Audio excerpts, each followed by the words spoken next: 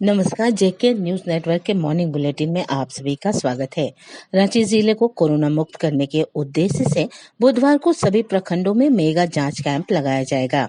उपायुक्त शबीर रंजन ने संबंधित पदाधिकारियों को आवश्यक तैयारी समय पर पूरी करने का निर्देश दिया है।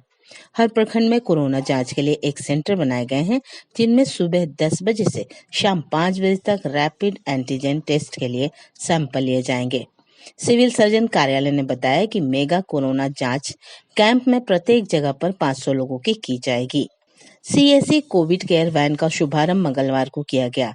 इस मौके पर डीसी ने कहा कि सीएससी कोविड केयर वैन से लोगों को कई तरह की सुविधाएं उपलब्ध होंगी। Basic Covid care medicine kit, Covid vaccination के लिए रजिस्ट्रेशन, टेलीमेडिसिन, डिजिटल पे द्वारा पैसे की निकासी, सीएससी ग्रामीण ई स्टोर द्वारा आवश्यक वस्तुओं की होम डिलीवरी की सुविधा CSC covid care mobile van के माध्यम से ली जा सकेगी। CSC covid care mobile van Ranchi जिले के विभिन्न प्रखंडों में पहुंचकर लोगों को कोरोना संक्रमण से बचाव के प्रति जागरूक करेगा। साथ ही आने वाले दिनों में इस वैन में रैपिड एंटीजन टेस्ट की व्यवस्था होगी। मुख्यमंत्री हेमंत सोरेन बुधवार को रातू रोड चौक स्थित निगम अस्पताल का उद्घाटन करेंगे। इस अस्पताल को कोविड अस्पताल में तब्दील कर दिया गया है। यहाँ 40 oxygen supported bed promise health care द्वारा लगाया गया है। अस्पताल प्रबंधन ने बताया कि सारी तैयारियां पूरी कर ली गई है। बुधवार को उद्घाटन के बाद कोविड मरीजों को भर्ती करने की प्रक्रिया शुरू कर दी जाएगी। राजधानी के किसी भी बड़े निजी अस्पताल के मुकाबले रांची सदर अस्पताल में कई बेहतर स्वास्थ्य सुविधाएं व संसाधन मौजूद है। फिर भी यह अस्पताल व्यवस्था और बदहाली का शिकार है। इस अस्पताल का प्रबंधन स्वास्थ्य विभाग और जिला प्रशासन के हाथों में है, लेकिन दोनों के अधिकारी केवल जिम्मेदारी की खानापूर्ति में लगे हुए हैं।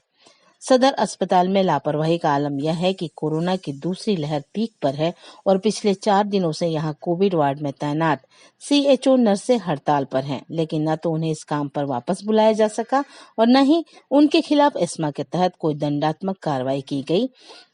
इन 4 दिनों में दर्जन भर कोरोना संक्रमितों की मौत हो चुकी है। सदर अस्पताल से लगातार मिल रही अव्यवस्था की शिकायत पर स्वास्थ्य सचिव अरुण कुमार सिंह मंगलवार की दोपहर 12 बजे बिना किसी को जानकारी दिए अस्पताल पहुंचे। इसके बाद उन्होंने पीपीई किट पहनकर कोविड वार्ड में बारी बारी से मरीजों का हाल पूछा और उनके परेशानियों के बारे में भी जाना। इससे पहले उन्होंने कंट्रोल रूम में जिला प्रशासन और स्वास्थ्य विभाग के अधिकारियों के साथ बेहतर इंतजाम पर विस्तार से चर्चा की। निरीक्षण के दौरान सचिव मरीजों के इलाज से संतुष्ट नहीं दिखे। उन्होंने ड्यूटी डॉक्टरों की संख्या बढ़ाने को कहा और वार्ड के अंदर काफी परिजन मौजूद थे, जिससे उन्होंने कहा कि इससे स्थिति गंभीर हो सकती है। सदर अस्पताल में स्वास्थ्य सचिव अरुण कुमार सिंह ने कर्मचारियों की कमी को लेकर अधिकारियों से भी चर्चा की। इस दौरान अस्पताल प्रबंधन ने कहा कि हाल के दिनों में पैरामेडिकल स्टाफ की कमी हो गई है। मुख्यमंत्री हेमंत सोरेन ने लिंडे इंडिया लिमिटेड के 4 लिक्विड मेडिकल ऑक्सीजन टैंकर को ऑनलाइन फ्लैग ऑफ कर मंगलवार को जमशेदपुर से दिल्ली के लिए रवाना किया। उन्होंने कहा कि ऑक्सीजन की कमी के मद्देनजर दिल्ली के मुख्यमंत्री ने पत्र लिखकर झारखंड सरकार से मेडिकल ऑक्सीजन की आपूर्ति करने का आग्रह किया है। भारत सरकार की अनुमति से दिल्ली के लोगों के लिए मेडिकल ऑक्सीजन उपलब्ध कराई जा रही है। उन्होंने कहा कि वैश्विक महामारी के कारण देश भर में मेडिकल ऑक्सीजन की कमी है। ऐसे में झारखंड का दूसरे राज्यों को भी मेडिकल ऑक्सीजन की आपूर्ति में करना सक्षम होना सौभाग्य की बात है। सदियों से झारखंड के संसाधनों से दूसरे राज्य लाभान्वित होते आए हैं। 22 से 29 अप्रैल तक लागू स्वास्थ्य सुरक्षा सप्ताह की मुख्यमंत्री बुधवार को समीक्षा करेंगे।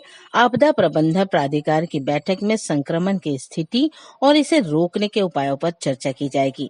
सूत्रों ने बताया कि सारी स्थिति को देखते हुए सरकार 1 सप्ताह से लेकर 15 दिनों तक स्वास्थ्य सुरक्षा सप्ताह की अवधि बढ़ा सकती है।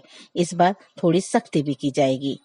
ज्ञात हो कि 22 अप्रैल से आरंभ हुए स्वास्थ्य सुरक्षा सप्ताह के दौरान संक्रमितों की संख्या लगातार 15% से अधिक बढ़ रही है। हालांकि इस दौरान स्वस्थ होने वाले मरीजों की संख्या भी बढ़ी है। 21 अप्रैल को राज्य में कुल एक्टिव केस की संख्या 35,826 थी, जो 26 अप्रैल की शाम बढ़कर 49,610 हो गई। 22 से 26 अप्रैल तक कुल 30,038 संक्रमित मिले। झारखंड में कोरोना वायरस का कहर जारी है। राज्य में 26 अप्रैल की सुबह 10 बजे तक कुल एक्टिव केस की संख्या 48,105 हो गई थी। इनमें रांची की भागीदारी 15,457 रही। ये आंकड़े डराते जरूर हैं, लेकिन सतर्कता से ही इस कोरोना महामारी को हरा सकते हैं। देश व राज्यों में कोरोना के गंभीर परिणाम को लेकर ITI के वैज्ञानिकों व वाशिंगटन यूनिवर्सिटी के institute for health matrix and evolution के शोधकर्ताओं ने आगाह किया है कि आने वाले 30 दिन हमारे लिए बेहद अहम है। शोधकर्ताओं का अनुमान है कि आने वाले 30 दिन वही समय है जब कोरोना पीक पर रह सकता है। खासकर 15 मई के बाद भारत में कोरोना केसेस की संख्या में बढ़ोतरी हो सकती है। अगर ऐसा हुआ तो परिणाम और गंभीर हो सकते हैं। संक्रमितों की संख्या बढ़ेगी, वहीं अस्पतालों में मरीज की संख्या में लगातार बढ़ोतरी होगी। ऐसे में संयम और सतर्कता से ही हम कोरोना महामारी से बच सकते हैं। देश में कोरोना मामलों में बेतहाशा वृद्धि को राष्ट्रीय संकट बताते हुए सुप्रीम कोर्ट ने मंगलवार को कहा है कि वह ऐसी स्थिति में मूक दर्शक नहीं बन सकती और वो अपना विचार जरूर रखेगी, जरूरत पड़ने पर आदेश भी देगी। अदालत ने केंद्र सरकार से पूछा कि कोरोना संकट से निपटने के लिए उनका नेशनल प्लान क्या है। क्या टीकाकरण ही मुख्य विकल्प है? सुनवाई के दौरान शीर्ष अदालत ने टिप्पणी की कि हमें जिंदगी बचाने के लिए जरूरत है। जब भी हमें जरूरत महसूस होगी, हम दखल देंगे। सुनवाई के दौरान शीर्ष अदालत ने केंद्र सरकार से कोविड टीकों की अलग अलग कीमतों के पीछे तर्क और आधार के बारे में भी जानकारी मांगी है। वहीं दूसरी ओर आज से टीकाकरण के लिए रजिस्ट्रेशन शुरू हो जाएगा। 1 मई से टीकाकरण का नया चरण शुरू हो रहा है। इसमें 18 वर्ष से ऊपर सभी लोगों का टीकाकरण किया जाएगा। इसके लिए आज यानी बुधवार से कोविन पोर्टल और आरोग्य सेतु ऐप पर रजिस्ट्रेशन की प्रक्रिया शुरू की जाएगी। रजिस्ट्रेशन के बाद अपॉइंटमेंट यानी टीका लगाने का समय मिलेगा। मद्रास हाईकोर्ट की सख्त टिप्पणी के एक दिन बाद चुनाव आयोग ने मंगलवार को चुनावी कार्यक्रमों में कोविड प्रोटोकॉल की सख्ती से पालन करने का निर्देश राज्य के मुख्य निर्वाचन अधिकारियों को दिया है। इसके तहत चुनाव आयोग ने 2 मई को 4 राज्यों और 1 केंद्र शासित प्रदेश के विधानसभा चुनाव की मतगणना को लेकर नई गाइडलाइन जारी की है। इसमें कहा गया है कि मतगणना के दौरान या नतीजे आने के बाद किसी भी तरह का विजय जुलूस नहीं निकाला जाएगा और न ही जश्न मनाया जाएगा। नतीजों के बाद कोई भी उम्मीदवार सिर्फ 2 लोगों के साथ अपनी जीत का सर्टिफिकेट ले जाएगा। मतगणना कक्ष में भी क्षमता के 50% लोग ही मौजूद रहेंगे। मालूम हो कि पश्चिम बंगाल, आसाम, तमिलनाडु, केरल और पुडुचेरी में रविवार को मतगणना होगी।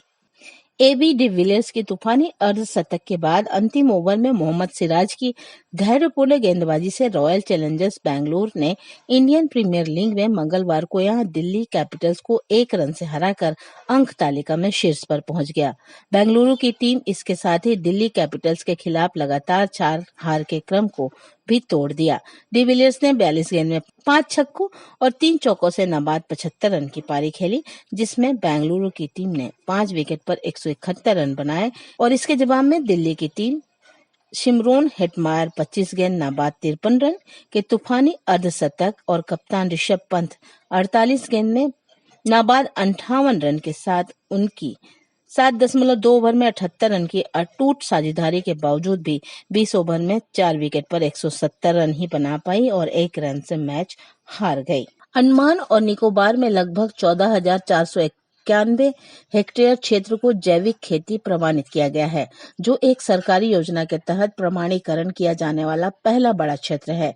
कृषि मंत्रालय मंगलवार को यह जानकारी दी। मंत्रालय ने कहा कि हिमाचल प्रदेश, उत्तराखंड, पूर्वोत्तर राज्यों, झारखंड और छत्तीसगढ़ के आदिवासी इलाकों और राजस्थान के रेगिस्तानी जिलों में पारंपरिक क्षेत्र हैं जो प्रमाणित जैविक खेती से बदल सकते हैं। मॉर्निंग बुलेटिन में अभी के लिए बस इतना ही। हमेशा की तरह जेके न्यूज नेटवर्क आपसे अपील करता है कि घरों में रहें, सुरक्षित रहें, कोरोना गाइडलाइन का पालन करें, हाथ सैनिटाइज करते रहें, मास्क जरूर लगाएं, 2 गज की दूरी बनाकर रखें। जरूरत हो तभी घर से बाहर निकलें, क्योंकि जब हम इतना कुछ करेंगे तभी कोरोना को हरा पाएंगे। अभी के लिए इतना ही। नमस्कार।